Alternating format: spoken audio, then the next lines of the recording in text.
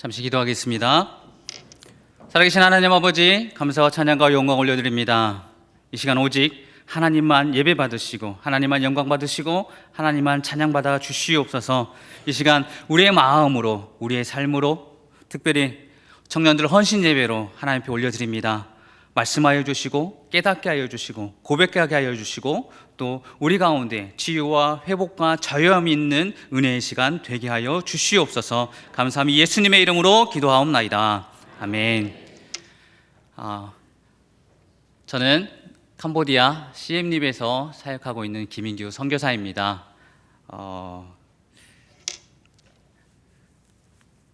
말씀을 듣기 전에 혹시 영상 바로 볼 수 있나요? 네. 저희 사역하는 영상을 먼저 보고 그리고 말씀을 나누도록 하겠습니다.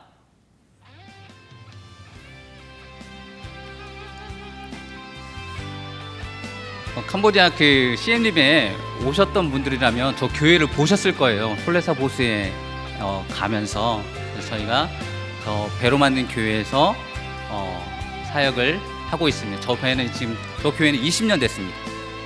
네. 그래서 예배 드리고 있는 아이들의 모습들, 눈이 참 이쁘죠.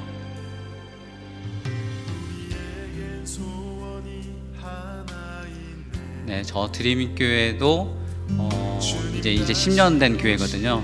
10년 된 교회인데 저기에서 저희가 이제 주일날 2층에서는 아이들 그리고 1층에서 어른들이 같이 예배를 드리고 있고요. 주중에는 이제 방과후 학교하고 또 유치원이 계속 매일 사역을 하고 있습니다.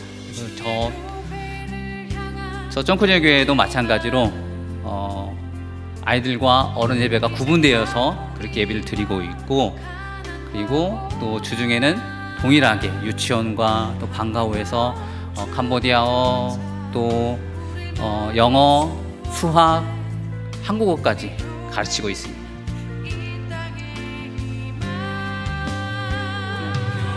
올해부터 저희도 이제 월삭 기도회를 시작을 했어요. 그래서 첫째 주 주일날 저희는 이제 월삭 기도를 두 교회에서 하고 있는데 이때는 이제 그 전 세대를 아울러서 함께 기도하고 찬양하고 그리고 또 서로 생일 축하도 해주고 하면서 그 매달 그 첫 주를 준비를 하고 있습니다.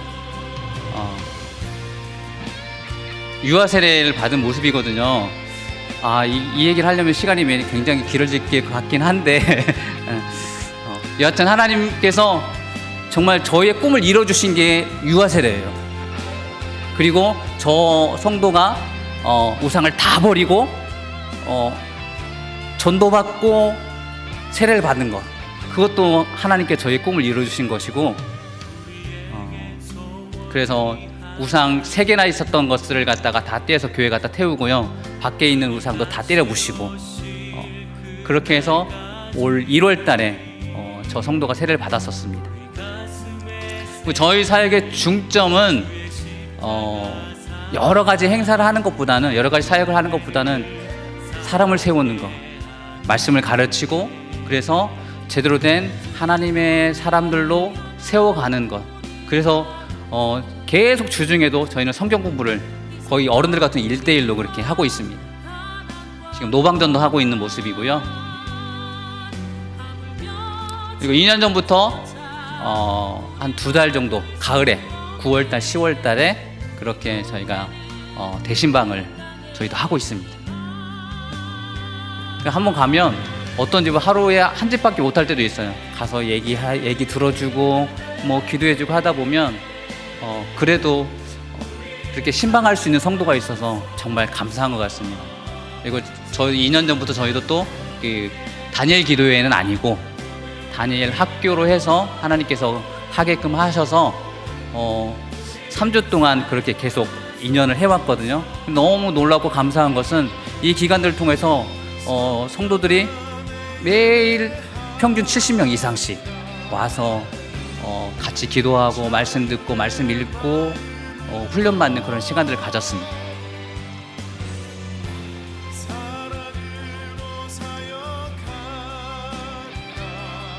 교회 이제 여러 가지 행사하는 모습들이고요. 네, 수수감사절, 또 찬양경연대회,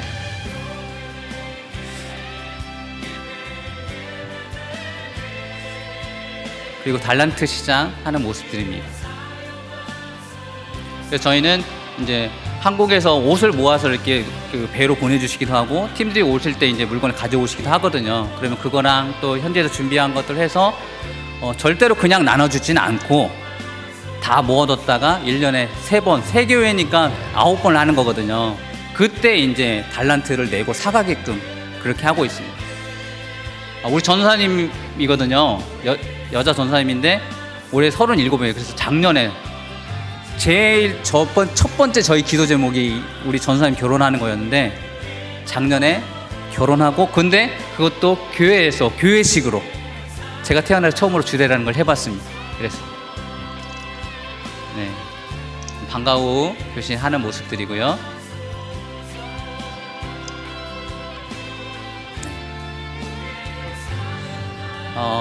그래서 저희 사역을 위해서 생각날 때마다 기도해 주시기를 부탁드립니다.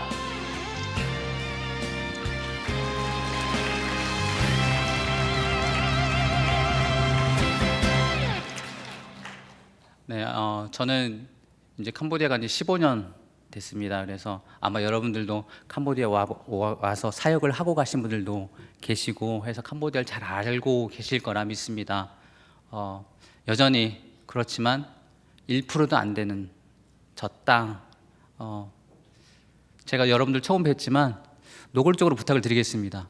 캄보디아를 위해서 기도해 주십시오. 정말 기도가 필요한 땅입니다. 캄보디아가 어떤 곳이냐는 것을 잠깐 제가 말씀을 드리면, 캄보디아는 정말 복음이 들어가기 힘든 그 이유가 있어요. 이제 불교적인 영향도 있고 어떤 샤머니즘적인 어떤 그런 그 종교적인 문화적인 영향들이 있는데, 첫 번째는 이 사람들이 은혜관념이 없어요. 아무리 내가 다른 사람에게 은혜를 받아도 거기에 대해서 내가 감사하다라고 생각하지 않아요, 이 사람들은. 물론 뭐 감사합니다라고 옥군하고 인사를 해요. 그렇지만 그냥 그건 인사한 거고, 그래서 이 사람들이 예수님이 당신을 죄를 위해서 십자가에 못 박혀 죽으셨습니다. 그래서 그 예수님 믿으면 당신이 구원을 받습니다. 그것이 은혜입니다라고 얘기하면 절대로 그 사람들은 거기에 대해서 이해를 못해요. 왜냐하면 또 한 가지 심각한 문제가 있는데, 죄관념이 없어요. 이 사람들은 죄관념이 없어서 남을 잘 이용해서 내가 이익을 얻으면 그 사람이 지혜롭고 그 사람이 잘하는 겁니다. 그래서 이 사람들은 정말 쉽게 다른 사람들을 이용해 먹고 배반을 하거든요.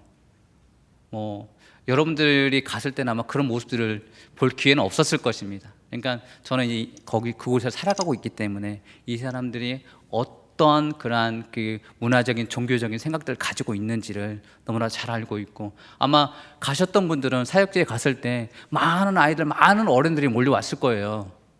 그죠? 몰려왔죠. 그런데 정말 안타까운 것은 이 사람들은 초청 문화예요. 오락하면 다 와요. 뭐 준다 하면 다 와요. 다 연락해가지고 막 오락해서 와요. 그래서 저희는 팀이 와도 절대 누구 언제 오니까 오세요라고 절대 얘기하지 않습니다. 그냥 우리 성도들만, 우리 아이들만. 그렇게 해서 팀이 와서, 왜냐하면 성경학교를 해야 되거든요, 저희는 무조건. 그런데 와서 그러면은 어려우니까. 그래서 그렇다 보니까 여러분들이 와서 봤을 때는 우와, 캄보디아 황금무장이다, 정말 사람들 많이 몰려온다, 교회로 몰려온다라고 그렇게 생각을 하시잖아요. 근데 이 사람들은 다 신교입니다. 많은 신들이 내가 믿으면 좋다라고 생각을 해요. 우리는 우리 안에 성령님만 계시면 됩니다. 그런데 이 사람들은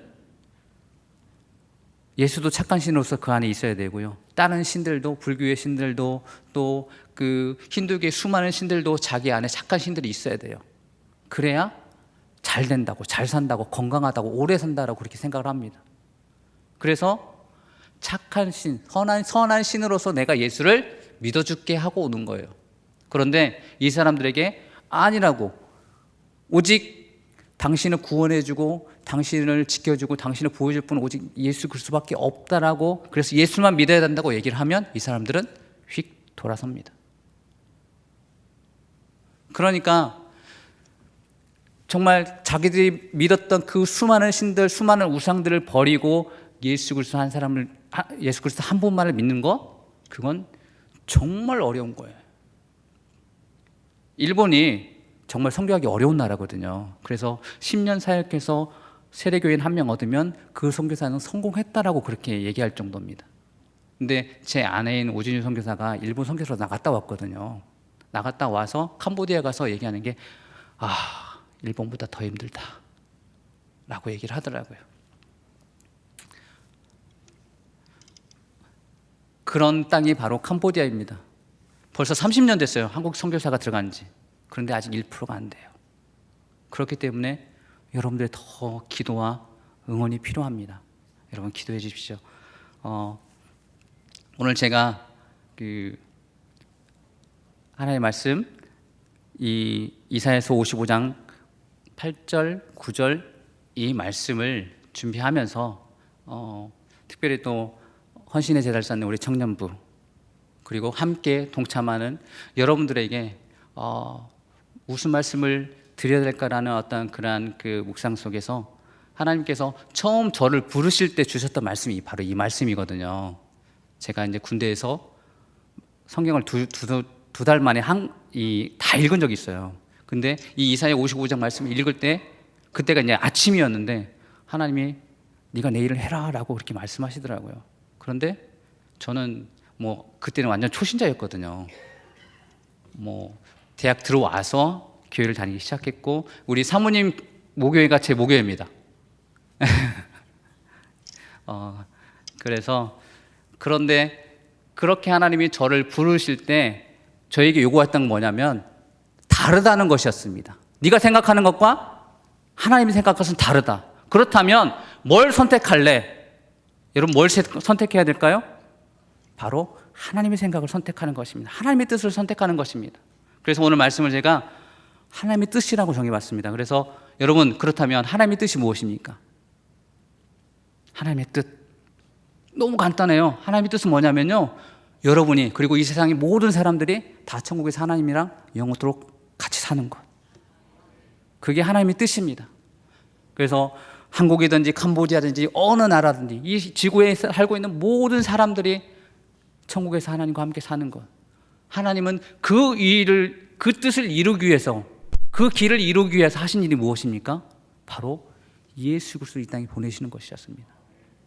예수님을 보내셔서 어떤 일을 하셨습니까? 우리의 모든 죄와, 그리고 우리의 모든 질병과 우리의 모든 삶의 문제까지.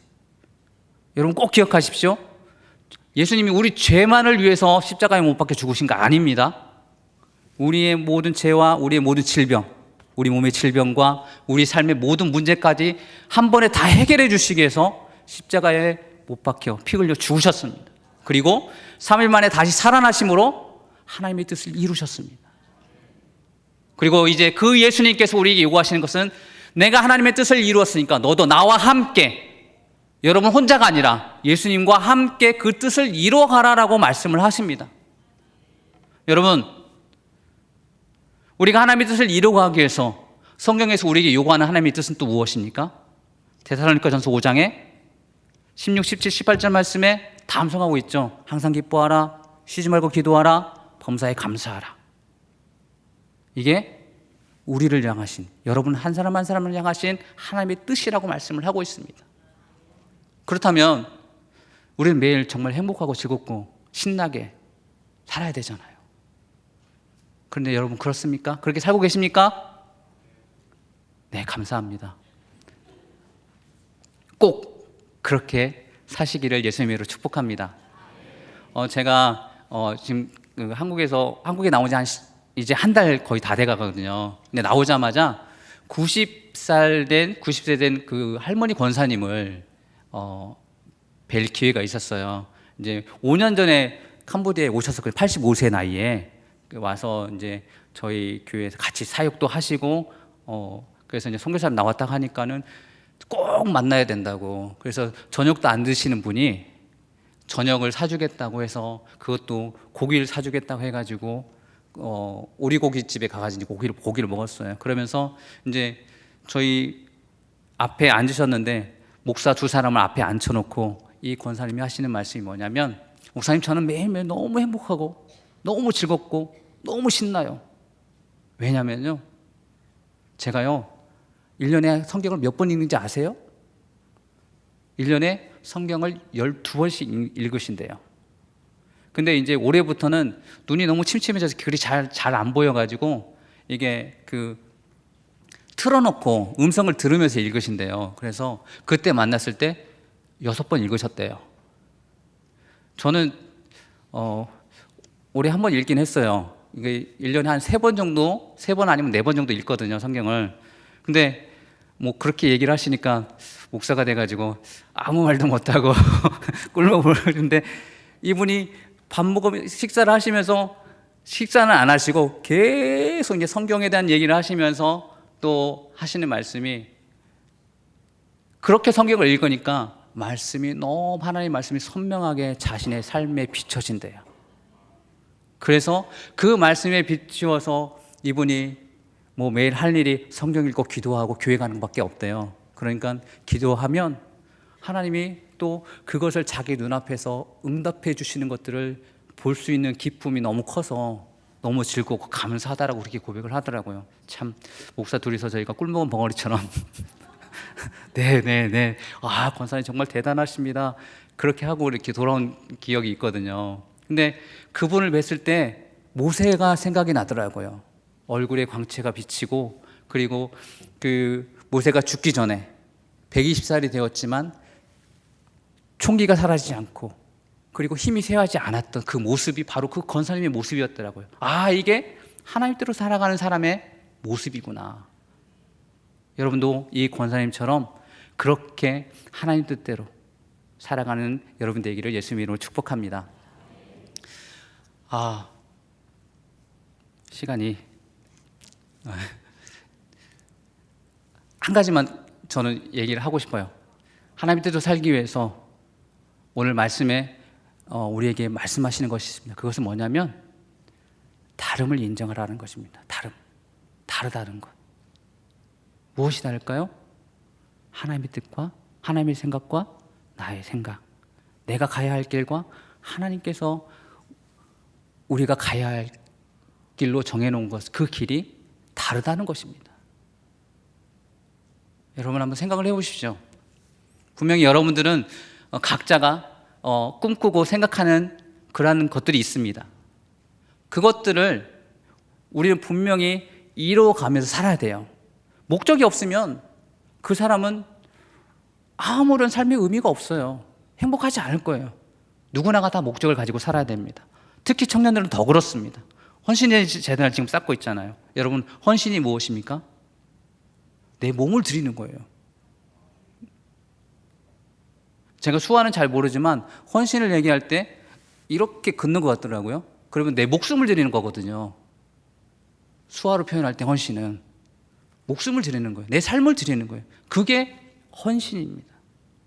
내가 하나님 앞에 나의 모든 삶과 나의 모든 생각과 나의 모든 길을 드리겠습니다.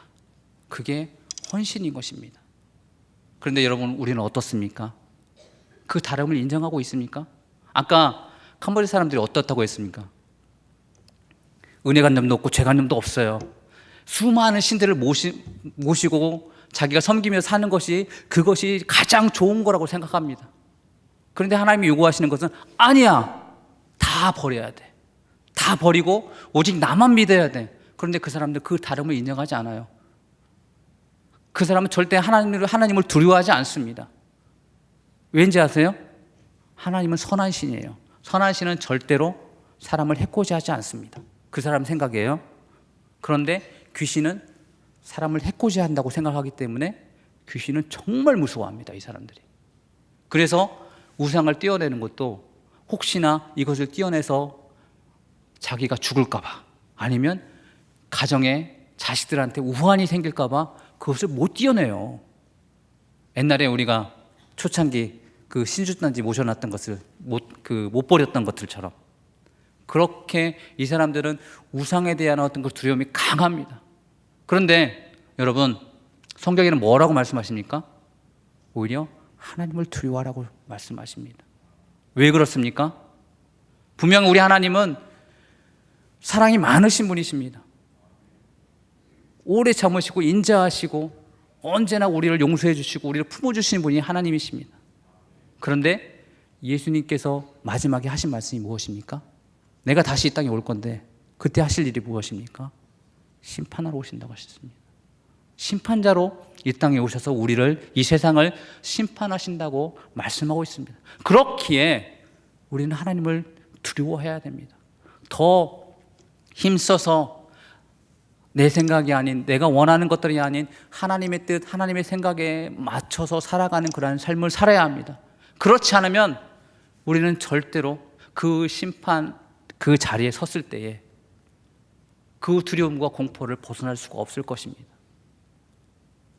그렇기 때문에 하나님은 끊임없이, 우리가 앞에 읽진 않았지만 그 앞에 하나님께 먼저 요구하신 건 너 내게 돌아오라는 것입니다. 돌아와라. 돌아와서 네가 지금까지 생각했던 그 다름들을 포기하라는 것입니다. 네 삶을 포기하라는 것입니다. 내가 지금까지 맞다고 생각했던 세상적인 어떤 그러한 방법들과 또 생각들, 그 가치관들을 다 버리고 하나님께로 돌아오라는 것입니다. 하나님을 인정하라는 것입니다.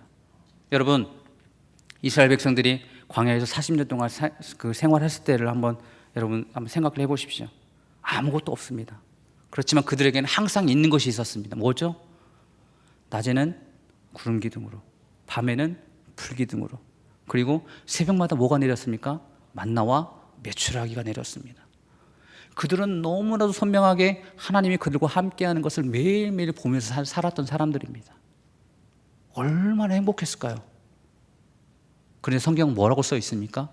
그들은 끊임없이 하나님 앞에서 원망하고 불평합니다. 마실 물도 없고요, 뭐도 없고요. 그러면서 끊임없이 불평합니다. 하나님이 내 앞에 있음에도 불구하고 우리는 불평하며 살아가는 어리석은 양들입니다. 지금 이 시대는 어떻습니까, 여러분? 여러분 삶 가운데 하나님이 그렇게 광야에서 이스라엘 백성들을 그렇게 보호하고 인도하셨던 것처럼 여러분을 보호하고 인도하고 있습니까? 당연히 하고 계세요. 그런데 왜 우리는 왜 느끼지 못할까요? 왜 보지 못할까요? 왜 경험하지 못할까요? 이유는 한 가지입니다. 인정하지 않기 때문에 그렇습니다. 인정하지 않기 때문에 그것들을 경험하지 못하는 것입니다. 제가 저희 사역 한 가지만 말씀을 드리겠습니다. 저희가 세 가지 중점적으로 저희가 정해놓은 그 사역의 모토가 있어요. 그 세 가지 중에 하나가 뭐냐면 일하지 말자입니다. 저희 열심히 놀아요. 이상한 선교사라고 생각하셔도 돼요. 왜냐하면 저희가 처음 선교사로 나가서 사역을 시작했을 때 저희는 캄보디아를 배워보지도 못하고 이 나라가 어떤 나라인지도 제대로 알지 못한 채 바로 맨 땅에 헤딩하듯이 사역을 시작해야 했거든요. 저희가 할 수 있는 것도 아무것도 없어요. 그냥 깐난애기예요.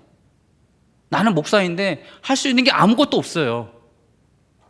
그럼 어떻게 해야 돼요? 바라봐야 될 것은 하나님밖에 없는 거죠. 그래서 우리가 정한 게 그겁니다. 하나님, 저희는 그냥 하나님이 하라는 대로 순종하겠습니다. 그러니까 먼저 하나님이 일하십시오. 우리는 일하지 않겠습니다. 계획을 세우지 않겠습니다. 그래서 지금까지 한 번도 저희가 어떤 계획을 세본 적이 없습니다. 교회를 저희가 원래 있던 아까 그 배로 만든 교회는 먼저 있었고, 그리고 나서 나머지 2개 교회는 저희가 가서 이제 교회를 개척하고 세운 것이었거든요. 그 모든 과정 속에서 저희가 계획을 세본 적은 한 번도 없습니다. 그리고 누구에게 이 일을 할 거니까 도와달라고 요청해 본 적도 단 한 번도 없습니다. 그런데 저희가 일을 안 하면 누가 답답할까요? 네? 하나님이 답답하죠. 그러니까 하나님이 앞서서 다 일을 하셨습니다. 그러니까 일을 안 하는 건 당연해요. 그냥 시키는 일만 하면 돼요. 그게 우리가 정말 기쁘고 행복하게 살아가는 신앙의 방법이더라고요. 그런데 우리는 어떻습니까? 무언가를 막 해야 하나님이 기뻐하신다고 생각해요. 그런데 이미 하나님은 성경에서 무수히 우리에게 해야 될 것들을 말씀을 하고 있거든요. 그런데 얘는 생각하지 않아요. 그냥 당장 눈에 보이는 것만으로 우리가 무엇인가를 해야 된다고 생각하는데 그게 아니라는 것입니다. 여러분, 다시 돌아가야 합니다. 하나님의 그 다름을 인정하고 하나님의 뜻대로 살아가는 삶을 살기 위해서 우리에게 필요한 것은요, 가장 기초적인 것, 우리의 삶 가운데 예배가 회복이 돼야 되고요, 이 말씀이 회복이 돼야 되고요, 기도하는 것들이 회복돼야 되고, 그리고 죄송하지만 더 열심히 교회에 나와서 훈련 받아야 합니다. 봉사하고 섬겨야 합니다. 주신 은혜대로. 그리고 뭐도 해야 되죠? 헌금도 해야 돼요. 그리고 가장 어떻게 보면 필요한 것, 지금 이 한국교회, 이 한국 땅에 가장 필요한 것, 전도하는 것, 그것이 필요합니다. 그것들이 균형을 맞아야 우리는 정말 행복한 그러한 그 하나님의 자녀의 삶을 살 수가 있는 겁니다. 사랑하는 여러분, 다름을 인정할 때요, 세상 사람들에게 아, 저 사람이 다르구나 하는 것을 인정받을 수가 있어요. 저 사람은 교회 다니는 사람이야.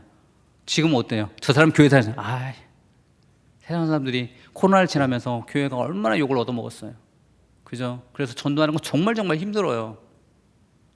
5월 달이다 보니까 가는 교회마다 다 총동원 전도주의를 하시더라고요. 그런데 정말 다들 힘들다고 하는데 그래도 정말 힘써서 그것들을 감당해 나가는 그런 모습들을 볼 수가 있었거든요. 그래서 제 친구가 목회하는 경주에 있는 교회 같은 경우는 그 교회는 조금 문제가 있어서 정말 그 주변 사람들에게 많이 욕을 얻어먹던 교회였는데 총동원 전도자 50명이 왔대요. 그리고 제 모교인 구미시민교회는 어른만 500명, 뭐 아이들 한 150명 그렇게 와서 그 전도 잔치를 했다라고. 그 얘기를 들으면서 분명히 교회가 힘들다라고 얘기를 하지만 그래도 여전히 희망이 있고 하나님은 일하고 계시구나 하는 것을 제가 볼 수가 있었습니다. 당연히요, 캄보디아도 그렇게 일하고 계시고요. 여러분, 캄보디아에서 한국에서 여러분이 경험했던 뭐 병든 사람이 병을 낫고 귀신이 쫓겨나고 그런 일들이요, 허다하게 저희 사역지 안에서도 일어나고 있어요. 그만큼 하나님은 열심히 일하고 계십니다. 그렇다면 중요한 건 이제 우리가 함께할 차례인 것입니다. 지금까지도 함께 왔지만 앞으로 더 열심히 내 것을 내려놓고 내 생각을 내려놓고 내 가치관을 내려놓고 하나님과 함께해서 하나님의 다름을 인정하고 하나님의 길을 쫓아가는 것, 그것이 청년의 때 여러분들이 해야 될 일이고요. 그리고 여러분 모두가 해야 될 그 일이라는 것을 꼭 기억하고 하나만 기억하십시오. 다름을 인정하십시오. 내 것이 아니라 하나님의 것을 인정하는 그러한 여러분이 되기를 예수님의 이름으로 축복합니다. 기도하겠습니다. 하나님 아버지, 감사와 찬양과 영광 올려드립니다. 하나님의 길과 하나님의 생각은 분명히 다릅니다. 그리고 그 다름이 하늘이 땅보다 높은 것과 같이 그렇게 다르다라고 하나님은 말씀하고 있습니다. 하나님, 우리의 삶 가운데서 하나님의 뜻을 인정하고 다름을 인정하고 내 것이 아닌, 내 생각이 아닌, 내 길이 아닌 하나님의 생각과 하나님의 길, 하나님의 뜻을 우리가 선택하고 그 길을 함께하는 우리 모두가 되게 하여 주시고, 특별히 우리 청년들이 될 수 있도록 주님 은혜를 더하여 주시옵소서. 감사합니다. 예수님의 이름으로 기도하옵나이다. 아멘.